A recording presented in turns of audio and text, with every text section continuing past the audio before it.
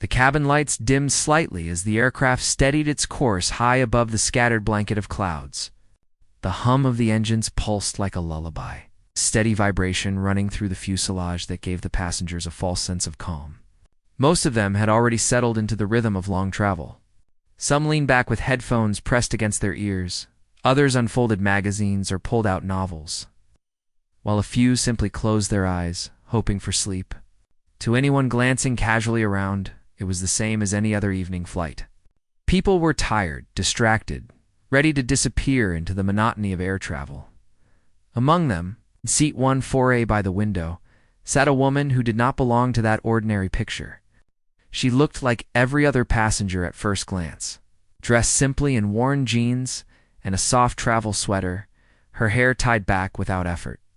A plain messenger bag sat under the seat in front of her, scuffed at the edges, giving away years of use. She leaned against the window quietly, pretending to read a dog-eared paperback. If anyone looked her way, their eyes would slide past without a second thought. That was exactly what she wanted. For her, invisibility was a skill, not an accident. The intercom crackled, breaking through the soft murmur of the cabin. The captain's voice came in calm and controlled, announcing that the flight might encounter some turbulence ahead. He asked everyone to remain seated and keep their belts fastened. Passengers groaned lightly, some adjusting their positions, some securing drinks and trays, but nobody paid much attention. For seasoned travelers, turbulence was part of the ritual. But for the woman in 14A, the announcement was more than routine. Her ears picked up the subtle restraint in the captain's voice, the way each word seemed too careful, too measured. She had heard voices like that before. On radios in war zones, in cockpits under pressure, in command posts, where calm was only a mask stretched over chaos. She lifted her eyes from the book she wasn't really reading and glanced outside. The skies appeared clear, the clouds soft and harmless, the horizon peaceful. Yet her instincts, sharpened over years of combat and survival, whispered something different. Peace was only the cover before the storm. She slid her book closed slowly, fingers tightening around it just enough to keep her hands busy. She had learned long ago to trust the unease that stirred in her chest. It had saved her life more times than she could count. 15 minutes later, the unease crystallized into reality. At first it was a faint sound, a vibration that didn't match the rhythm of their civilian engines. Then the sound deepened, grew louder, became a roar approaching from somewhere unseen beyond the clouds. Several passengers frowned and turned their heads curiously. The children were the first to notice, pressing their faces against the glass and pointing. From the thin veil of cloud cover emerged two sharp silhouettes, slicing the sky with practiced precision. They closed in quickly, leveling at the same altitude as the airliner. Within seconds, the shapes became clear to F-22 Raptors, gray, sleek, deadly. The military had come to meet them. The cabin stirred with murmurs. A mother shushed her daughter as the little girl whispered in awe about fighter jets. A man in business attire 2 rows ahead muttered irritably about what the hell was going on. People leaned toward the windows, craning for a better look. A ripple of unease spread from row to row.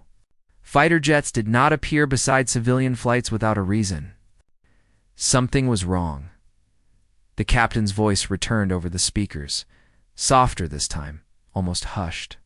He asked everyone to remain calm, assured them that the situation was under control, and explained in vague words that the aircraft was being escorted through restricted airspace. Most passengers exchanged confused looks, but there was no panic yet. The presence of the military carried an odd comfort, a sense of protection. To the woman in 14A, however, the explanation meant something else entirely.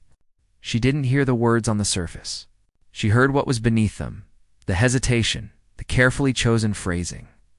And then she heard the message that was never meant for civilian ears.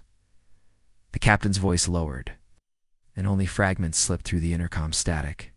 Tower confirm manifest. Is Shadowhawk aboard? Her breath caught. Shadowhawk. A call sign buried in the past, sealed away with the rest of a life she had sworn she left behind. She hadn't heard it spoken aloud in years, yet hearing it now struck her like a physical force. Her jaw tightened. Her chest ached with memories.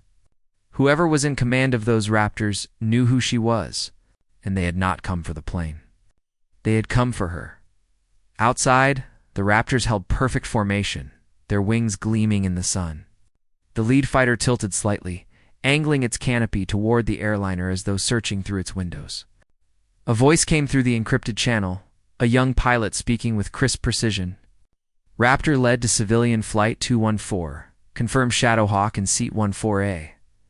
There was a pause in the cabin, though most passengers didn't understand the transmission. Only the woman in 14A heard it clearly, not with her ears, but with the part of her mind that had lived inside a cockpit, trained to decode voices even through static.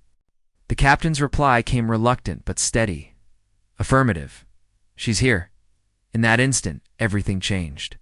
The Raptors drew closer until their presence was unmistakable to everyone on board. Gasps filled the cabin, whispers grew urgent. But then something happened that silenced the noise entirely. Both pilots raised their gloved hands in salute, a deliberate motion, slow and reverent. They were not saluting the airliner. They were saluting the woman behind its windows. Dozens of eyes turned toward her. Passengers stared, whispered theories. A CIA agent? Maybe a politician undercover? Maybe royalty traveling incognito? No one could make sense of it. The woman remained still, her face calm, her posture controlled. Only the smallest curve of a smile flickered at the edge of her lips, smile private to herself. Hours earlier at the airport, she had moved like a shadow through the crowded terminal. Her boarding pass bore the name E. Carter, a name chosen for its anonymity, designed to mean nothing. She carried no checked luggage, no laptop, no technology that could be traced. Just the old messenger bag, worn thin but sturdy, and a silence that cloaked her like armor. She had not flown commercial in years. The idea felt foreign, almost dangerous. Yet today was not about her own safety. Today was about a promise made long ago, a promise that had outlived battles, governments, and time. She had come to honor a fallen comrade, a pilot whose life had once intertwined with hers in the chaos of war. The passengers beside her shifted nervously. A man leaned closer, his voice low, asking who she was. She did not answer. Not yet. Her eyes stayed forward, her body still. Answers were not hers to give. For the remainder of the flight, the Raptors remained outside, guardians cutting through the sky with flawless discipline. Inside, passengers whispered theories and snapped photographs, trying to capture the surreal moment. The woman in 14A barely moved. She let her mind drift instead to memories she kept buried. Images of deserts where the sun burned the sand into glass, of night skies lit with tracer fire, of desperate radio calls and the heavy silence that followed when calls went unanswered. She remembered the day her call sign, Shadowhawk, had been etched into legend, though nobody outside their circle ever knew it. She remembered pulling 2 downed pilots from enemy fire. Her own aircraft shredded and bleeding fuel, holding formation until she could limp across the border of safety. To others it was rumor. To her, it was simply survival. When the Raptors finally peeled away with one last salute, the cabin exhaled collectively, a sound of awe and confusion mixed together. The woman waited until they disappeared into the horizon before she allowed herself to move. From her bag she pulled a folded photograph, its edges worn soft with age. The picture showed for pilots in flight suits, standing on a runway that shimmered with heat. Helmets tucked under arms, grins wide, camaraderie alive in their eyes. On the far edge stood a younger version of herself, arms crossed, call sign stenciled clearly above her name, Shadowhawk. Her thumb traced the faces of her friends, one in particular, the one she was traveling now to honor. The weight of the photograph settled heavy in her palm, heavier than any medal or recognition she had ever been given. For a long moment, she simply stared, letting the memory wash over her, before carefully folding the picture and sliding it back into her bag. By the time the flight landed, word had spread beyond the cabin. Airport staff lined the edge of the tarmac, watching as the plane taxied in.